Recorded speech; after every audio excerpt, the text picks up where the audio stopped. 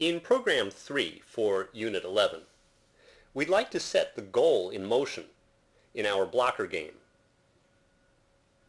Here's where we specify the horizontal and vertical speed of the ball. Let's also create a name for the speed of the goal, which will be 1 pixel per animation frame. At the end of the program,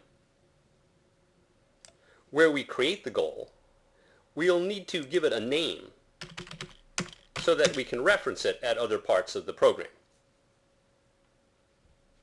Now we need to change two parts of the program. One, where we do the animation, we'll need to set the goal in motion. And two, we'll need to change our in-goal function, since it assumes that the goal is stationary. Let's start with the animation.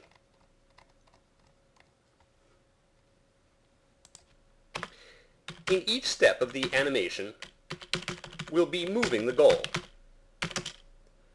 The horizontal distance it moves is given by the name goal speed, and it won't be moving vertically at all.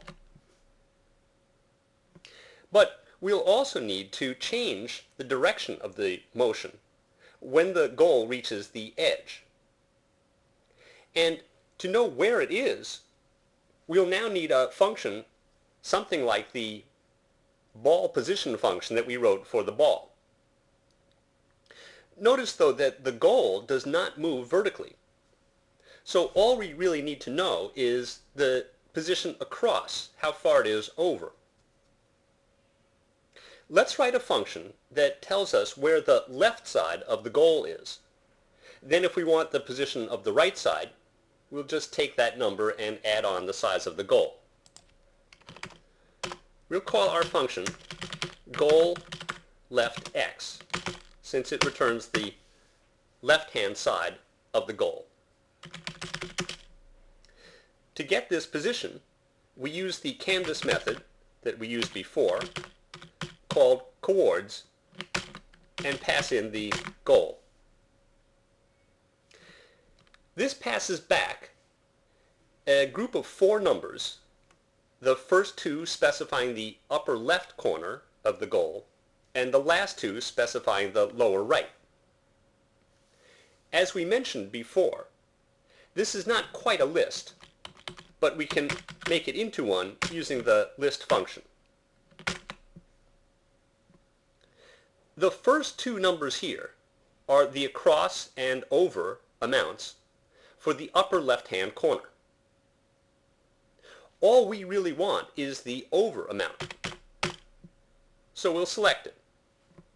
This is the over amount, the x position, of the upper left-hand corner, and for our purposes the only important thing is that it shows where the left-hand side is.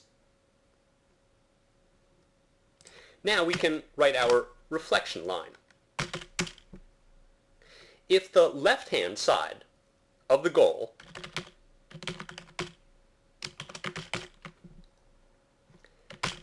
after it takes one step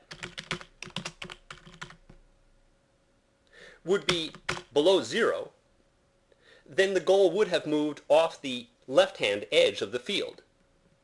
In this case, we need to reverse direction. Another case in which we need to reverse direction is if the right-hand side of the goal is off the right edge of the field.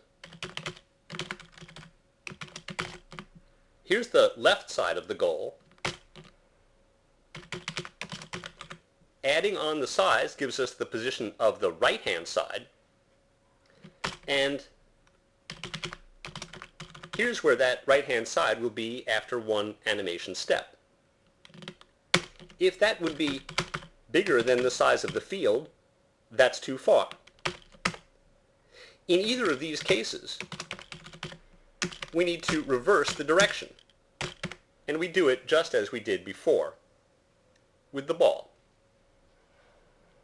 We are changing a global variable, so we need to note that fact. And now we only need to change the in-goal function. We'll handle that in the second part of this screencast.